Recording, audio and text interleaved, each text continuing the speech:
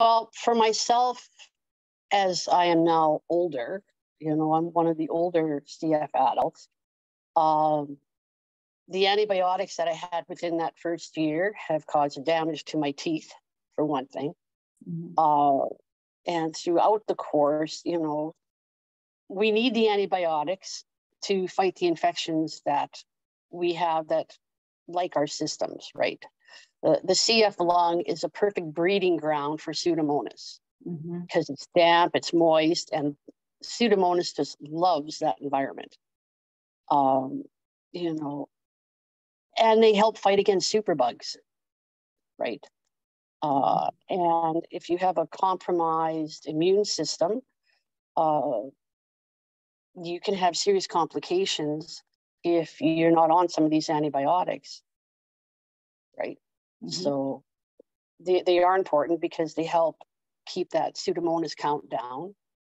And there are drawbacks to that, though. Yeah. Right. Because the more you're on those antibiotics, the more your body can become immune to those antibiotics. And then you need more antibiotics of a different nature. And then the wheel just keeps going around. Mm-hmm. And you find also that, and so you've lived through that experience yourself, where you. Yes. Yeah. Because, you start with an oral antibiotic, maybe.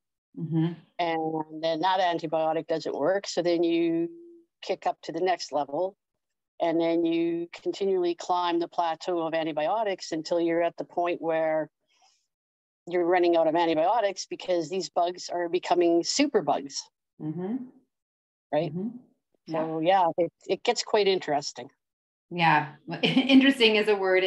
I've heard other words. For lack of a better way of wording it, interesting. No. Interesting is a diplomatic way, because I know it's very scary. Very scary when you're relying on these medications and the concern or the fear that they may no longer work and your options are running out. And this is exactly why we're advocating on these issues.